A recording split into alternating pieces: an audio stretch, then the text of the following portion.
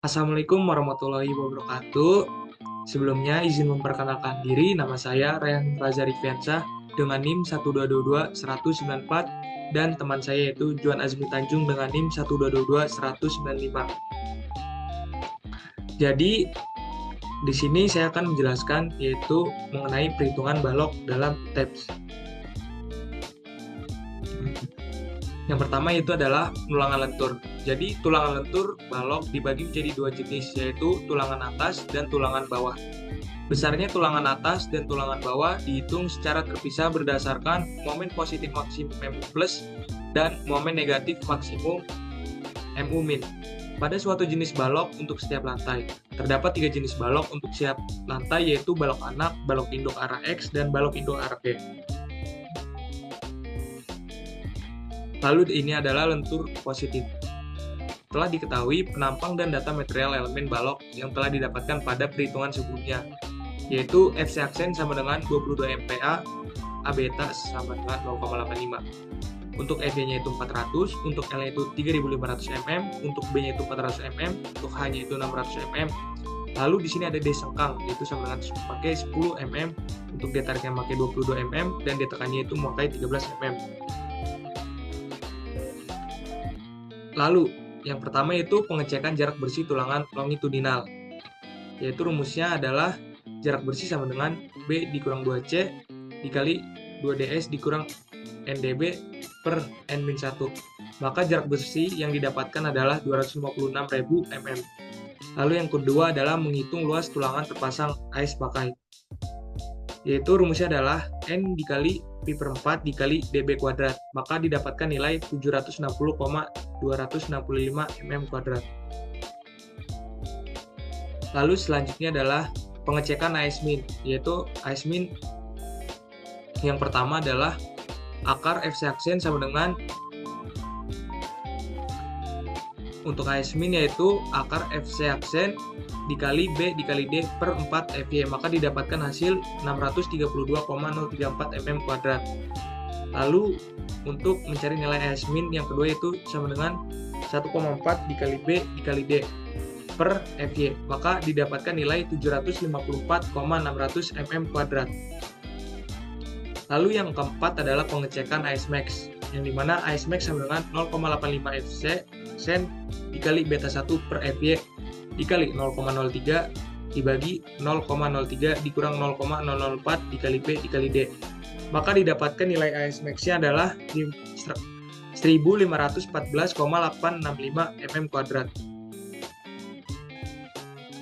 Lalu yang kelima yaitu hitung nilai epsilon S dengan cara A sama dengan AS dikali FY per 0,85 FC aksen dikali B.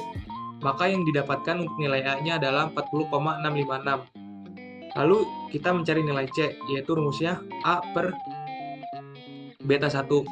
Maka didapatkan nilai C yaitu 47,830. Lalu selanjutnya itu mencari nilai S sama dengan D dikurang C per C dikali 0,003. Maka didapatkan nilai 0,031. Lalu yang keenam adalah menentukan faktor reduksi, di mana pada kasus ini faktor reduksi yang digunakan yaitu 0,90. Lalu yang ketujuh yaitu menghitung nilai kapasitas momen nominal dan momen ultimate, yang dimana Mn sama dengan AS dikali Fy dikali D dikurang A per 2. Maka untuk nilai momen nominal yaitu sama dengan 157,731 kN/meter. Lalu selanjutnya mencari nilai kapasitas momen nominal, yaitu rumusnya adalah 0,9 dikali 157,731, yaitu telah didapatkan dari nilai Mn yang tadi. Lalu untuk nilai Mu-nya yaitu sama dengan 47,848 kN/meter. Nah, bisa dilihat dari sini yaitu momen nominal lebih besar daripada momen ultimate, di mana kapasitas ini adalah tulangannya aman. Lalu yang ke-8 yaitu hitung luas tulangan yang dibutuhkan. AS perlu sama dengan mu dibagi Fy dikali D dikurang A per 2. Maka untuk AS perlu yang didapatkan adalah 230,629 mm kuadrat. Lalu selanjutnya adalah luntur negatif. Nah, ini merupakan nilai yang sama seperti sebelumnya, yaitu FC aksennya sama dengan 22 MPa, F-nya 400, L-nya 3500, B-nya 400, H-nya 600, D sekangnya 10, D tariknya 22, D tekannya itu 19 mm. Nah, yang pertama yaitu pengecekan jarak bersih tulangan longitudinal. Jarak bersih sama dengan B dikurang 2C dikali 2DS dikurang NDB per N-1. Maka jarak bersih yang didapatkan adalah 256.000 mm. Lalu yang kedua yaitu menghitung luas tulangan terpasang atau AS pakai. Yaitu rumusnya adalah N dikali Pi per 4 dikali D kuadrat. Maka didapatkan nilai 760,625 mm kuadrat. Lalu yang ketiga yaitu pengecekan AS min. Untuk AS min yang pertama yaitu akar FC aksen dikali B dikali D per 4 FY. Maka untuk AS min yang pertama didapatkan nilai 632,034 mm kuadrat. Lalu untuk AS min yang kedua yaitu 1,4 dikali B dikali D per FY. Maka didapatkan nilai 754,6000 mm kuadrat. Lalu selanjutnya itu pengecekan AS max, di mana AS max sama dengan 0,85 FC aksen dikali beta 1 per FY dikali 0,003 dibagi 0,003 plus 0,004 dikali B dikali D. Maka nilai AS max yang didapatkan adalah 3364,34 mm kuadrat. Lalu selanjutnya itu hitung nilai epsilon S dengan mencari nilai A terlebih dahulu, yaitu sama dengan AS dikali FY dibagi 0,5 FC aksen dikali B. Maka untuk nilai A didapatkan yaitu 40,656. Lalu setelah itu mencari nilai C, yaitu rumusnya A per beta 1. Maka untuk nilai C didapatkan 47,830 mm. Lalu setelah itu kita mencari nilai ES, yaitu dengan rumus D dikurang C per C dikali 0,003. Maka didapatkan nilai ES yaitu adalah 0,031. Lalu yang keenam, menentukan faktor reduksi. Hal ini sama seperti sebelumnya, yaitu memakai faktor reduksi 0,90. Lalu yang ketujuh, menghitung kapasitas momen dan momen ultimate, yang dimana Mn sama dengan AS dikali FY dikali D dikurang A per 2. Maka didapatkan nilai Mn yaitu 157,731 kN/m. Lalu untuk mendapatkan kapasitas momen nominal yaitu 0,9 dikali 157,731, maka didapatkan nilai 141,958 kN/m. Lalu untuk nilai MU-nya yaitu sama dengan 33,22 kN/m. Nah, bisa dilihat di mana kapasitas momen nominal lebih besar daripada momen ultimate, sehingga tulangannya aman. Lalu yang ke-8 yaitu hitung luas tulangan yang dibutuhkan atau AS perlu, yang dimana rumusnya adalah MU dibagi FY D dikurang A per 2. Maka didapatkan nilai AS perlunya itu adalah 569,662 mm kuadrat.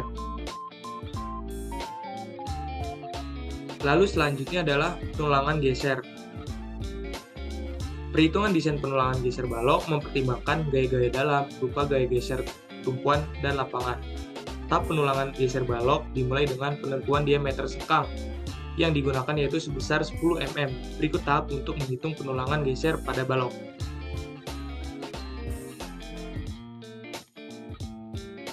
Yang pertama yaitu adapun parameter yang digunakan pada penulangan geser balok, yang dimana untuk referensinya itu kita menggunakan SNI 2847 tahun 2013 dan SNI 2847 tahun 2019, yang dimana panjang balok L yaitu adalah 3.500, untuk lebar balok B-nya itu sama dengan 400, untuk H-nya itu 600.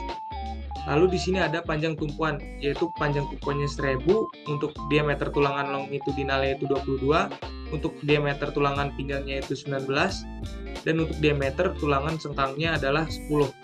Lalu adapun selimut bersihnya itu 40, tinggi efektif baloknya itu 539, untuk kuat tekan betonnya itu menggunakan 22 MPa, untuk kuat lelehnya itu 400 MPa, dan kuat leleh tulangan transversalnya juga 400 MPa. Lalu ada beta 1 yaitu nilainya 0,85. Dan di sini saya memakai kolom yaitu 300 x 300. Lalu didapatkan nilai Ln yaitu 3200. Lalu yang kedua, menentukan gaya yang ditinjau, FU. Pada perhitungan ini akan digunakan gaya geser tumpuan sebesar 127/1873 kN. Tentukan jumlah kaki sengkang yang digunakan pada kasus ini, yaitu digunakan sejumlah 2 buah. Lalu yang keempat yaitu menentukan spasi sengkang yang akan memungkinkan.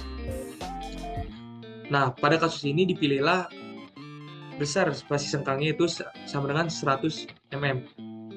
Lalu yang kelima adalah hitung luas tulangan geser yang digunakan atau AV.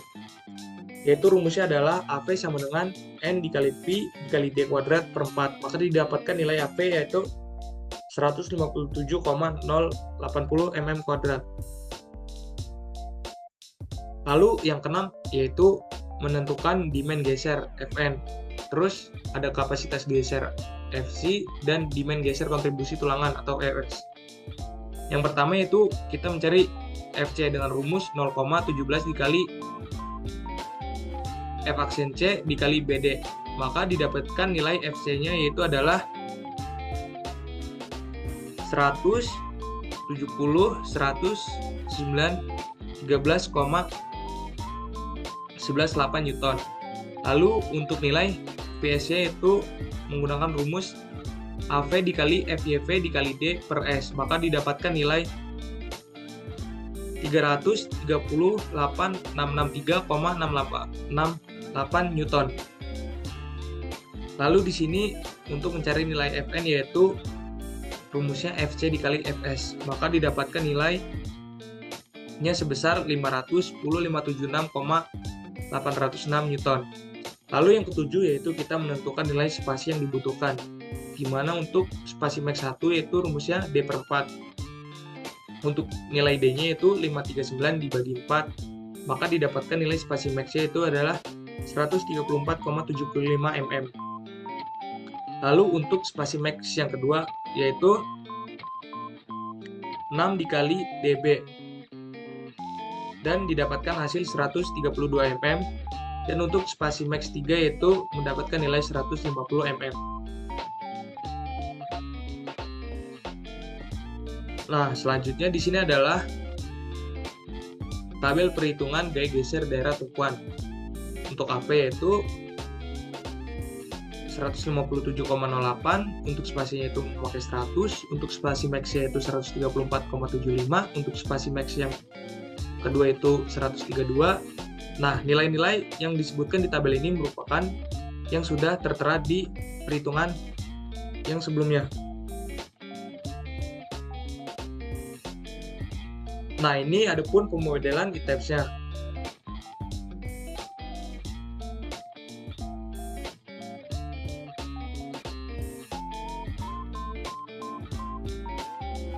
Lalu selanjutnya adalah penulangan torsi.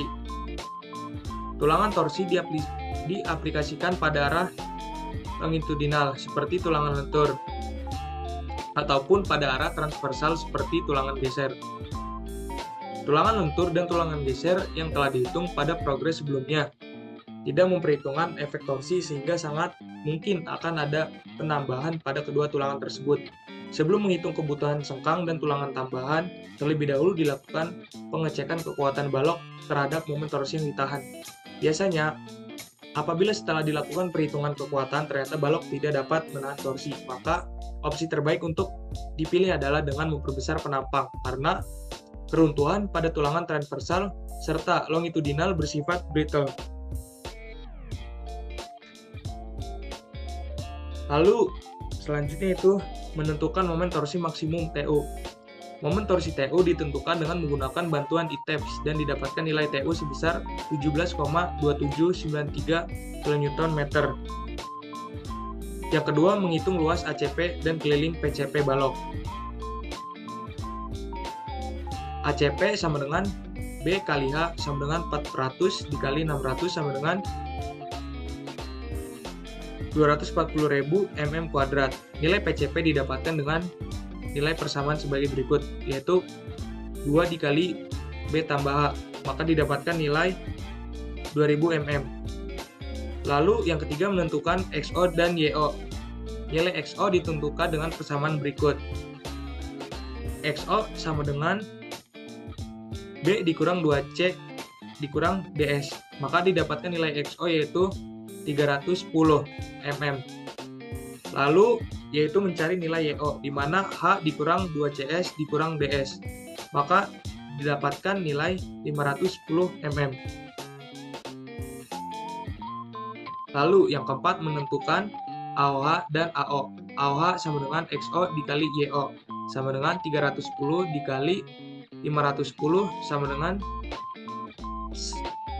158 100. Lalu AO yaitu 0,85 dikali AOH sama dengan 134,385. Lalu yang kelima, menentukan pH. pH sama dengan 2 dikali XO plus YO, maka didapatkan nilainya pH yaitu adalah 1640 mm. Lalu yang keenam yaitu menghitung ambang batas torsi dengan rumus yaitu TCR sama dengan 0,33 dikali akar FC aksen dikali ACP kuadrat per PCP. Maka didapatkan nilai yaitu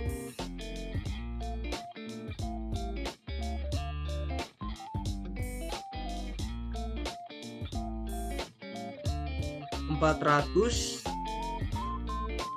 yaitu didapatkan nilainya sebesar 4.450.7711 kN. Lalu 5.3.1 yaitu penulangan torsi transversal. Tulangan transversal torsi dibutuhkan apabila beban torsi melebihi ambang batas torsi yang diizinkan, yaitu TU lebih besar daripada TTH. Penulangan torsi transversal dihitung berdasarkan dua kondisi, yaitu tumpuan dan lapangan. Perhitungan tulangan torsi transversal mengikuti langkah-langkah seperti di bawah ini, yaitu yang pertama, kita mengecek spasi maksimumnya. Smax 1 sama dengan PH per 8 sama dengan 1640/8, maka didapatkan nilainya itu 205 mm. Lalu untuk Smax 2-nya sama dengan 300 mm. Lalu yang kedua yaitu cari nilai AVTS tumpuan, yaitu dengan rumus N dikali Pi per 4 dikali DS kuadrat per S, maka didapatkan nilai 1,571 mm kuadrat atau mm. Lalu untuk AVT lapangan yaitu N dikali Pi per 4 dikali DS kuadrat per S, maka didapatkan nilai 1,571 mm kuadrat per mm.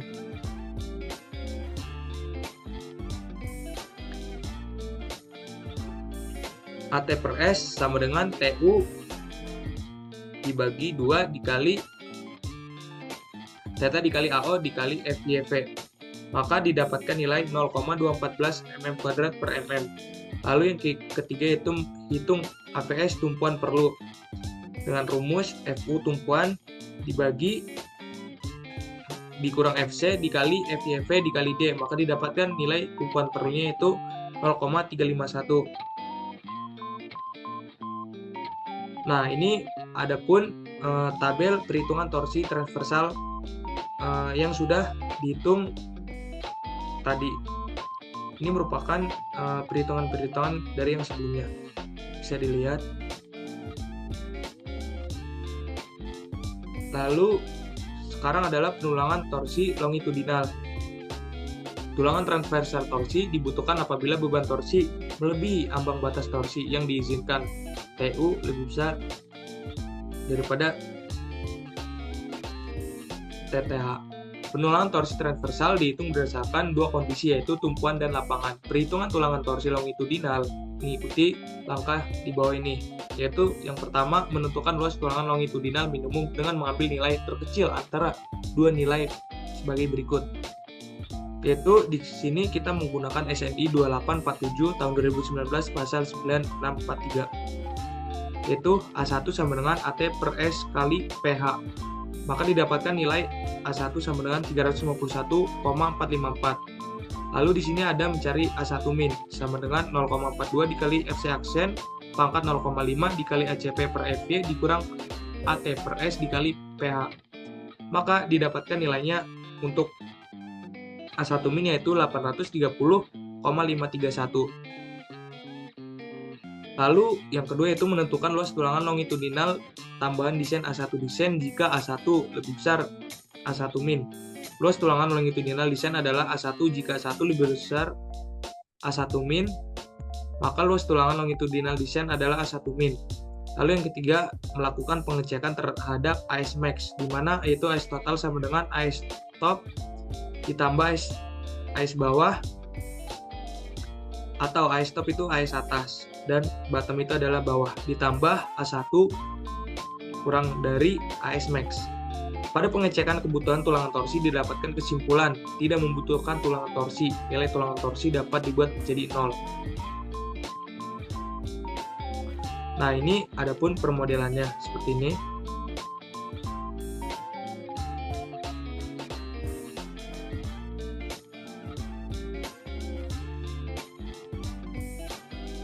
Nah, ini merupakan rangkuman kebutuhan tulangan dan dimensi balok dari perhitungan-perhitungan yang tadi sudah kita hitung, yaitu untuk panjang baloknya 3.500, lebar baloknya 400, tinggi baloknya 600, panjang tumpuannya 1000, diameter tulangan longitudinalnya 22, diameter tulangan pinggangnya 19, diameter tulangan sekangnya 10, selimut bersihnya 40, tinggi efektif baloknya 539. Nah, untuk nilai-nilai semua ini yaitu sudah diperhitungkan dengan rumus-rumus yang sebelumnya kita jelaskan.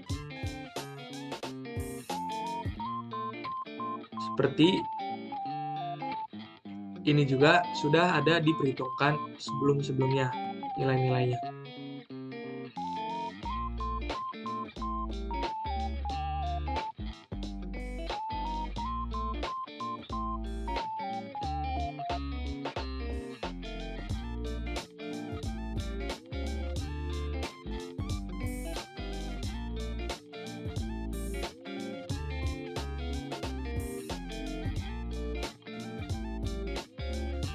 Dan di tabel-tabel rangkuman ini juga sudah ada rumusnya, jadi bisa dilihat.